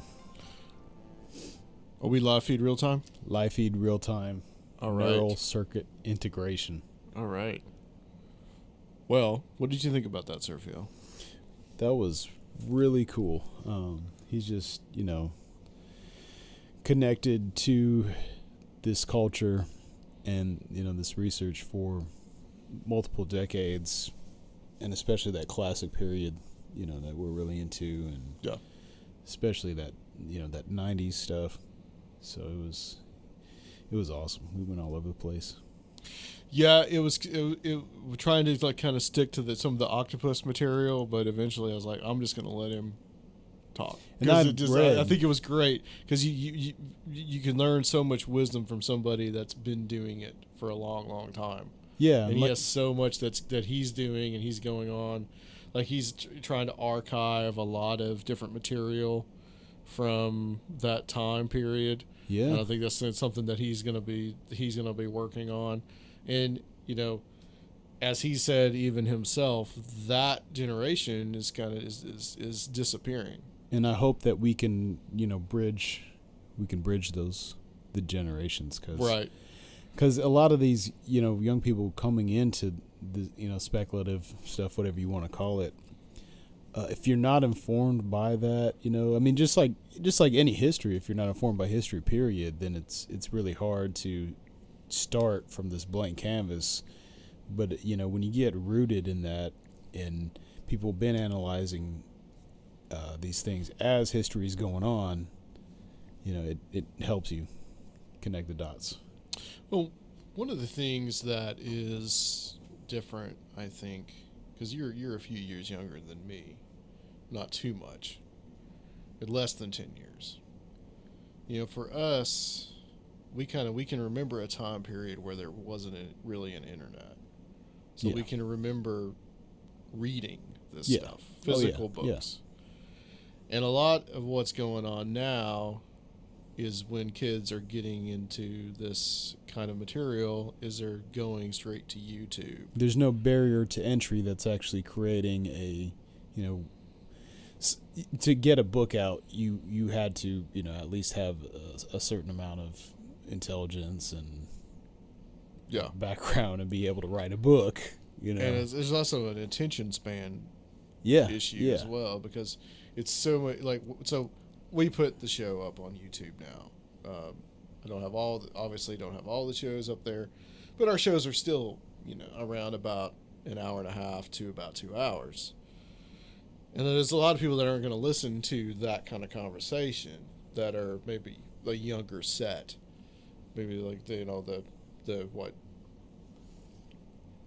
15 to maybe even 30 at this point. Yeah. That crowd. They're maybe going to go to something that's like maybe 10 or maybe even 15 minutes long. So there is that kind of generational divide, and maybe if we can kind of bridge that gap that's there. That's a great mission. I think it's very important that, you know, that these guys are still heard and talked about and talked to. Like, we wanted to get Parfrey on the show. We talked about that, remember? Yeah. And then Parfrey passed away, and we're like, oh man, well, that sucks. So that got me into thinking, like, well, I got to get Loren Coleman on, because Coleman is getting up there. He's still pretty healthy. He did have a health scare not too long ago, but it's like, you know, you never know. You're like, so, you know, I got to get this person on. Like Jim Mars, I missed the boat on that. He passed away. I did get to meet Jim Mars, which was cool. This is way before I started Conspirinormal. But these guys, you know, that generation, it may not be here in 10 to 15 years. So it's always good to kind of preserve that. And I was talking to Kenn on Facebook, and he was telling me, like, you know, about being an archivist, and I said, that's kind of what we are too. We're archivists in a way, because we're preserving that material. Like, you know, talked about Peter Robbins, his trip around the world. I've got most of that recorded. Mm-hmm. And like, so preserving these guys and preserving their voices, I think, is extremely important. Absolutely. So our hope is that they will be around for a very long time, but you never know. You never know what can happen. I wanted, for the rest of the show, I wanted to address a little bit of political stuff. We don't get into this a lot. I was going to get into some of this on the last show, but we had such a good interview and discussion with Richard Haddam that went really deep that I didn't really want to kind of taint it with politics. We did touch a little bit on politics with Kenn tonight, so I feel like, you know, that's okay to kind of lead into this. But have you noticed how violent the political climate is getting? No. No, you gotta be kidding. No, of course not. So in the last couple of days, we've had 2 incidents where, what is her name? Sarah Huckabee Sanders was run out of this restaurant called the Red Hen somewhere in Virginia. Yeah. And then Trump tweets about the Red Hen, says that it needs a paint job. Oh, wow. You know, the kind of silly stuff. And then all his supporters go to the Red Hen. And apparently today, I heard, and we're recording this on June 27th, I heard somebody threw crap. What did you say? Somebody threw shit at the Red Hen. I don't know if it was their own shit. It was like that Starbucks or lady. where the shit came from. But that's what happened. And so we've had other incidents where people have gotten, I guess the mayor of Baltimore was run out of a Mr. Rogers movie. The Mr. Rogers documentary that has come out. And so this is an article from USA Today, and I thought this was interesting. Very dire title. Is America headed toward a civil war? Sanders-Nielsen incidents show it has already begun. This is USA Today. Okay, this is probably like a middle-of-the-road newspaper. Sarah Huckabee Sanders and Christian Nielsen experiences at restaurants suggest a soft civil war is well underway. It will get worse unless we learn to stop hating each other. The other day, author Tom Ricks asked whether we're heading toward a civil war. I don't believe we're to Kansas of the 1850s yet, but we seem to be lurching in that direction, he wrote. Ricks was commenting on what democratic rage would look like, a Bloomberg opinion column that quotes political scientist Thomas Schaller as saying, I think we're at the beginning of a soft civil war. I don't know if the country gets out of it whole. That sounds pretty serious. The column by Francis Wilkinson presents a catalog of things Democrats are mad about, from the existence of the Electoral College to Trump's propaganda apparatus, and predicts that if Democrats lose the midterm elections, there will be hell to pay. And Republicans, could make a similar list of their own complaints. I don't know exactly what it would look like, Wilkinson writes, but liberals have a great deal of cultural, academic, and economic heft, stretching from Hollywood to Harvard. Just this week, some Hollywood powerhouses flirted with leveraging their clout against the Trumpist Fox News. There are endless variations on such a power play. If Democrats opt to use their power more aggressively, breaking rules, Schaller's soft civil war hardly seems unlikely. Well, actually, this sort of thing seems to be well underway. Hollywood has basically turned its products and its award shows into showcases for the quote-unquote resistance. Americans are already sorting themselves into communities that are predominantly red or blue, and in heavily blue Washington, D.C., Trump staffers find that a lot of people don't want to date them because of their politics. I don't even know what to say about that. White House Press Secretary Sarah Huckabee Sanders was even kicked out of the Red Hen restaurant in Lexington, Virginia, because the owner and employees disliked her politics. This seems like a small thing, but would have been largely unthinkable a generation ago. And in a somewhat less soft manifestation, Homeland Security Secretary Christian Nielsen was bullied out of a restaurant by an angry anti-Trump mob, and a similar mob also showed up outside of her home. Will it get worse? Probably.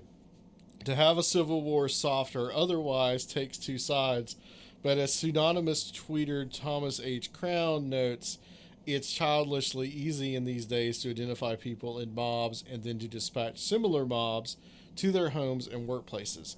Eventually, he notes, it becomes protesters all the way down, and if we haven't figured out that can lead to political violence, we're dumb. Apparently, some of us are dumb or else want violence. As Crown warns, we carefully erected civil peace to avoid this sort of devolution to a mob. It is a great civilizational achievement, and it is intentionally fragile. Yes, it is indeed fragile, and many people will miss it when it's entirely gone. Political contempt is the problem. Marriage counselors say that when a couple view one another with contempt, it's a top indicator that the relationship is likely to fail. Americans who used to know how to disagree with one another without being mutually contemptuous seem to be forgetting this, and the news media, which promotes shrieking outrage in pursuit of ratings and page views, are making the problem worse. What would make things better?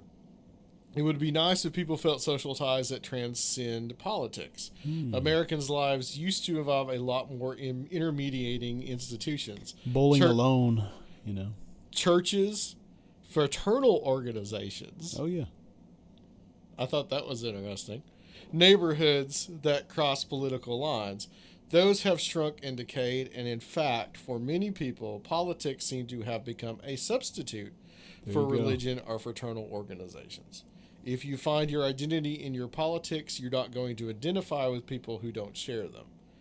The rules of bourgeois civility also helped keep things in check, but of course, those rules have been shredded for years. We may come to miss them. America had one disastrous civil war, and those who fought it did a surprisingly good job of coming together afterward, realizing how awful it was to have a political divide that set brother against brother. Let us hope that we will not have to learn that lesson again in a similar fashion. So. And you know what happened today, right? What happened today? Kennedy's out of the Supreme Court. Yeah. So if we, I mean, what, right. How's this stuff going to transpire if we have a hard conservative majority Supreme Court and they start doing things, and then the people on the left feel like they don't have any recourse. Yep. And like what you and a lot of people are predicting as far as this, there isn't going to be a Democratic comeback. Yep. Yeah. I mean, that's one thing that I've been talking about to a lot of people. I haven't really said it on the show because we don't talk a lot about this on the show.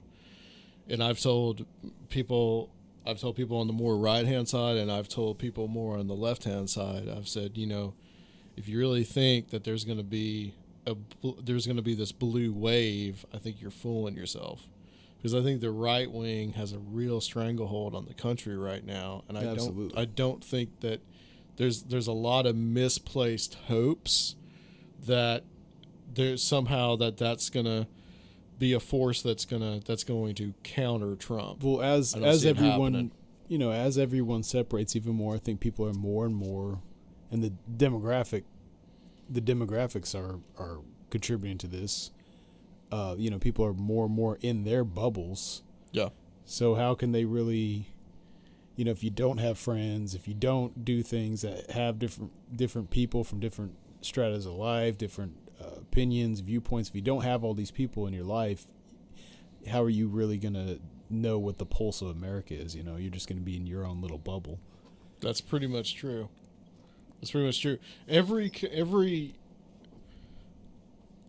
just about any gathering now that you are at, there seems to be somebody that wants to make some kind of subtle allusion to the political climate. Oh, yeah. It happens over and over. And honestly, if you really want to think about it, all this political violence, and I said it back then, Trump started a lot of this. Yeah, honestly, I'm surprised that there hasn't been just people fighting in the streets, fighting each other. Yeah, it was almost there in 2016, and it's going to get there. And when that happens, that's Weimar Republic level. If Trump violence. If Trump would have lost, then a lot of his supporters probably would have resorted to violence. I believe so, and I think now it might be similar if if we get some radical Supreme Court changes and this blue wave doesn't come from the other side, and then that'll antagonize the super right wing to follow through, and who knows. And as the Mueller investigation drags on and on, that will probably become the hope that they're going to that's going to magically somehow get Trump impeached. And if that doesn't, Yeah. Which, to digress to this, a lot of people don't understand what that means, that impeaching the president does not really necessarily mean that you are removing him from office. Yeah.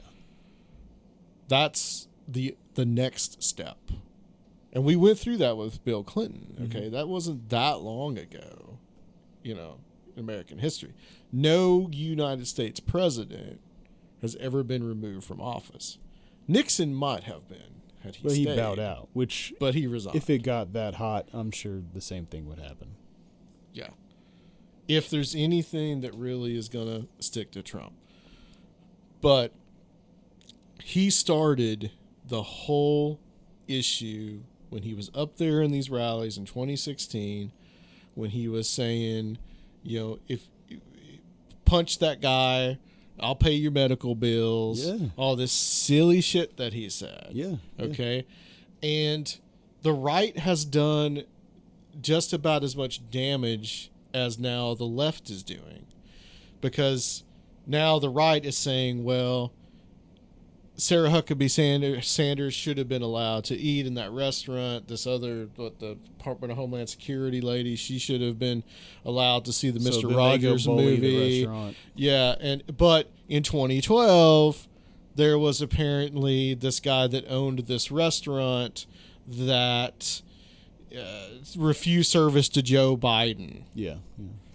And the right were saying, oh, well, he had every right to do that. That's his business. If he, it's his free speech. And then remember the whole thing about the gay wedding cakes and refusing to, do pizza for the gay wedding, which is fucking ludicrous because there's no, who eats pizza for their wedding reception?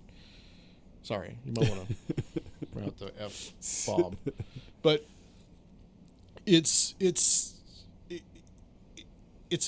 just absurdity on a whole other level. And when one group started this, now this other group has come in, and it doesn't make it right, but there's all this whataboutism that's going on. If we can do this, we can do this, then you can do this, we can do this, kind of thing. I have a clip here. I thought this was interesting from Glenn Beck, of all people.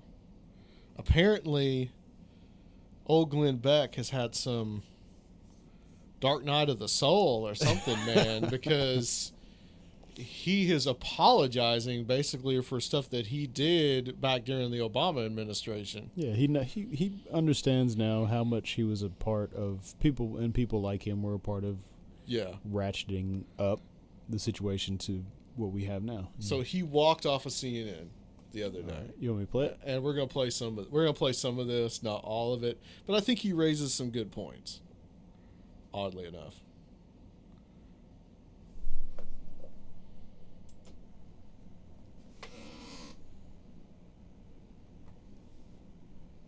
Glenn, a lot to get to. I know I mentioned before the break that you put on that Make America Great Again hat recently.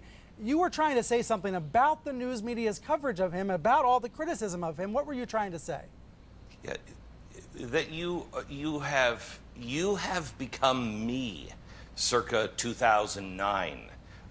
Is that a compliment? Wait, is that a compliment?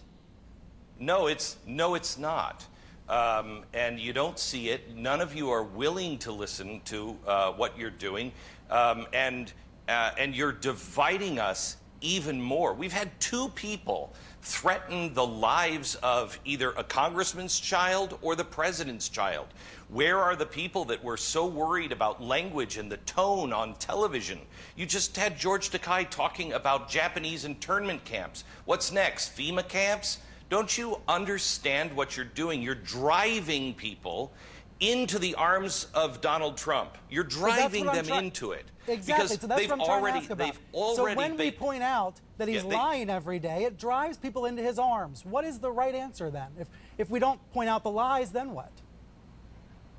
Well, first of all, you have to recognize the mistakes of the past. I can't take this border issue because I wasn't allowed into anybody's circle after my audience raised $3 million, and we risked everything to go down to the border, and we brought churches together. We actually fed the homeless. I was mocked for bringing them soccer balls, which people now say is a good thing because at least they have soccer balls at summer camp. And on the other side, no one in the media would even listen. No one would listen when I said, Glenn, that's not true. There was lots of coverage of it in 2014. I remember you going to the border in 2014. Obama's policy might have been ugly. It's a lot worse now. Was there of course there not. this there kind weren't of as many coverage as kids. when you had? There weren't as many kids in jail. Oh, stop it. Stop what? There were not as many kids in jail. You're telling me, so it's the number. So what's the number, Brian, that we care about putting kids in cages? What's the number that we start caring about when we're separating family, and the when more we're there are, separating the children? more we care. What's the number? The worse it gets, the more coverage there should be. Do you disagree with that? The worse it gets, the more coverage there should be. No, Brian. When we're doing things to children and breaking them up, no, I don't think there's a problem with covering if it's 10 kids. It should be covered. No one wanted to see it. And when there's by thousands, the way, that time... there was a lot of coverage in 2014. But I respect that there's more now. Look, okay. Sorry, go ahead. This is why people who don't necessarily even support Donald Trump are saying, you know what? I've baked in the lies. I know. I got it. But the journalists now are like saying, well, two can play that game. neither one of you are self-aware enough to know that there is justice and mercy. One's arguing justice, one's arguing mercy, or they say they are, but they're not. All they're doing is playing politics, and the American people are tired of it. Who is talking about an actual solution on this? Who's actually done something? Who's actually consistent and cared when it was a Democrat in office and cared when it's a Republican in office? You know, those people exist around the country, and they're watching you two, the media and Donald Trump, playing this little game back and forth, and they're sick of it. They don't want to hear about it from either side. I want the critique because I invited you on. I'm self-aware enough to know that we need to talk about this because I know it's a problem. The mainstream media is having a very hard time. The mainstream media is having a very hard time reaching Trump's base. That's a fact. We see that in all the polling. Yeah, well, then here's the deal, Brian. You all have my phone number. I've reached out to all of you in the past and said, let's have a conversation not on the air. You really want to understand? You want to hear the other side? Why can't our viewers? Then let's have a conversation where everybody's not interested. Why can't you tell our viewers right now? Because it's all about ratings. Because this is all about ratings. This isn't about ratings. This is about saving our country, bringing us together. Stop dividing us. I mean, I can't. So to be clear, you think that I'm dividing the country? You think I'm dividing the country for ratings by booking you? Brian, stop driving.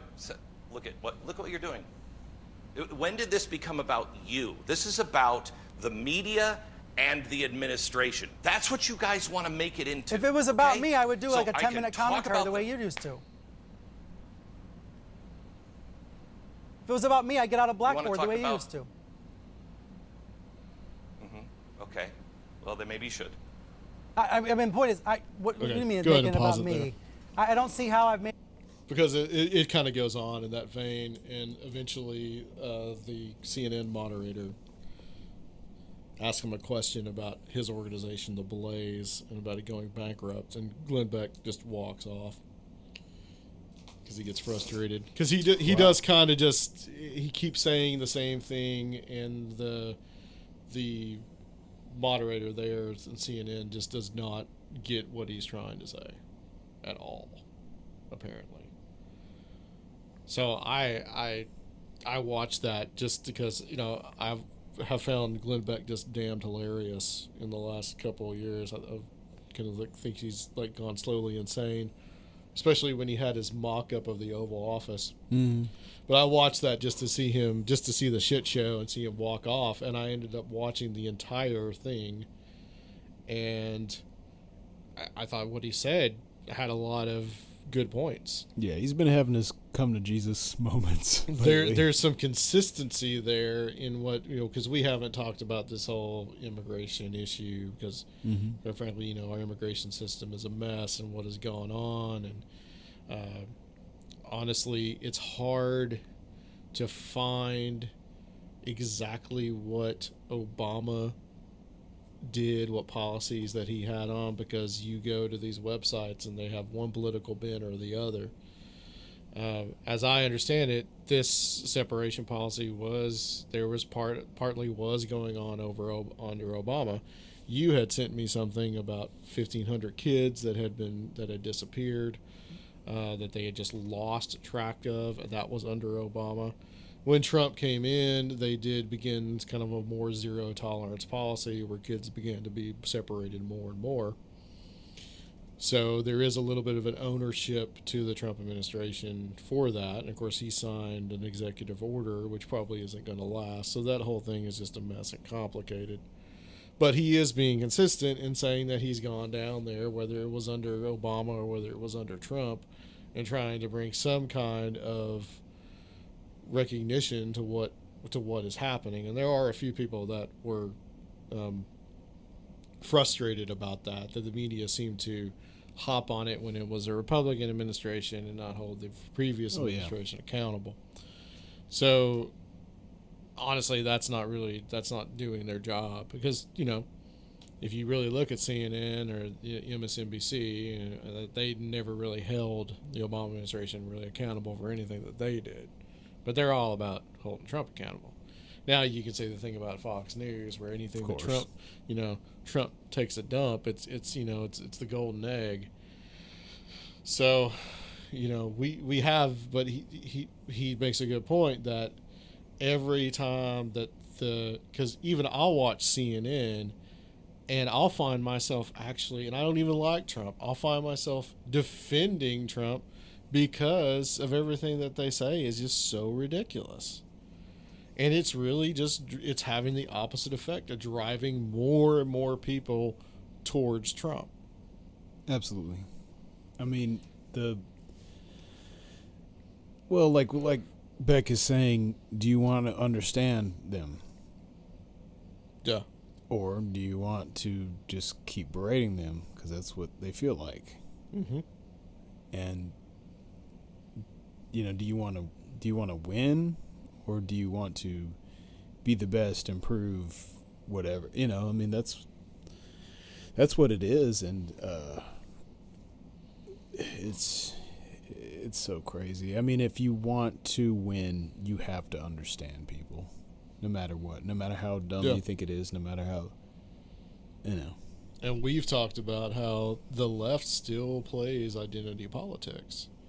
They are still playing the same game, and they have really not learned their lesson from 2016 at all. The deplorables they understand the disdain that there is for them. They're not that stupid. You can say whatever you want about, I don't consider myself a conservative at all. But but I've tried to get out of bubbles, and I try to interact with different people, and just through life and things, I have a lot of different friends, and I have family that's different. So, right. I try to understand people. That doesn't mean you have to come to their way of thinking, but I just want to understand how people arrive at places. But they understand the disdain that there is for them. I mean, they sure absolutely understand that. And so how are you going to win, They absolutely do. And the certain segments of the left, if you go on Twitter, Facebook, any of those platforms, if you go on that, you will see just how people, anything Trump does, they will work themselves up over it completely. And it's just like, good Lord. I get it if you are concerned that we are heading into a fascist dictatorship. But, newsflash, we've kind of been in that for quite a while. No shit. So it's almost, in my opinion, how do you want your fascism cooked? You want it on the left, you want it on the right. I mean, that's kind of the choice that we've been given, and that's just kind of what I believe. But people just get worked up, and so now you are starting to see political violence, and now it's going to start coming from the left, and people are going to start be fighting on the streets. Well, we have this instantaneous communication stuff, and I feel like with the left kind of being kind of dormant for so long, they're disconnected from the great nonviolent movements. And so, the new generations are not going to be the same. So, we don't know what's going to... Yep, I agree. And I've often said that I feel like this with Trump's personality is forceful enough that he's going to carry this kind of last gasp of that right-wing establishment. Oh, absolutely. And then his followers are all going to die. He's going to be out of office. They're not going to know what to do. And then this new left is going to come up, and I really am scared what's going to happen with the new left. Because we'll see. These people, they're just about as bad. And that's kind of the choice that we've been given. So, always happy stuff on Conspirinormal. How do you want your fascism cooked? Well, I remember I quote D. Boone of the Minutemen, fascism comes in many disguises, and it's true. It's not just a right-wing thing. I mean, if you've studied the Soviet Union, you know that how they have what they did, and how they were not dissimilar from the Nazis. Well, and it was just two sides. Yeah, parallels to exactly what we were talking about. They're urban upper middle class intellectuals who, once they realized that the working classes and the peasantry weren't going to be so easily led into the glorious utopia. Yep. The disdain really came, and had tens of millions of people later dead, Yeah, I don't know if history's going to repeat itself quite that bad. Let's hope not. No. But I'm just saying there's that parallel in the disdain. Yep. For the common people. There definitely is. And I really do kind of wish that people would just not get so worked up over every little thing that Trump does. Well, social media makes it a whole lot worse. And if they, if you want to win, you have to understand people. You can't fight against them. And in the conversations you have, it's not just, people will, the deplorables will interpret it as, very anti-American because people just straight up say like, oh yeah, stupid idiot Americans. Oh, it's America, just full of idiots. That's how a lot of people feel. And so what are they then supposed to interpret that as? I mean, they're supposed to, oh, I understand you because, it's screwed, man. I don't know any way out of this. Unless we just have some leader to bring some civility, but I don't see that taking place. And really, not under Trump. This is all about technology, and, this kind of flash mob stuff, targeting people, that's probably really going to turn up. And that really couldn't take place before this technology. Yep. All right. Well, happy stuff. Hopefully, next time we have Joshua Cutchin coming on, we're going to talk about his new book, Thieves in the Night. I'm really excited about this. This is about child abductions, paranormal child abductions. So whether that's aliens, Bigfoot, or fairies, which I'm sure there's a lot about fairies in there, that will be very interesting. And I think you're going to miss the next show. I might join remotely. It's possible, but probably not. Okay. Well, we'll look into that. And Rob should be back. Hopefully, he doesn't have any flesh-eating bacteria. So, Surfiel, I'll let you do the honors telling people about Patreon, and we'll close it out. All right, you guys can check out our Patreon on patreon.com/Conspirinormal. You guys help us bring episodes like this, keep the lights on. We want to add a lot more ideas for bonus content and anything you guys can, if you can't contribute there, if you want to do fan art or any other kind of things to help out, we'd really appreciate it, to keep this self-sustaining and to give us opportunities to do even more and bring you guys even more content. We're going to be having some new artwork and stuff coming out soon, so you guys help with that. You can do one-time donations at conspirinormal.com as well. And any little bit helps, and we appreciate it. So promote your project. Oh yeah, so if you guys didn't know, I make music. I made the new theme song, and I have a instrumental hip-hop album called Valley of the Tiki Beats that you can check out at newbanghip-hop.bandcamp.com. The single is on there. It's going to be available on all platforms on July 27th, but you can pre-order any of that now and help me keep doing my thing too. All right, guys, thank you so much. We'll be back next week with Joshua Cutchin on Conspirinormal. Happy place.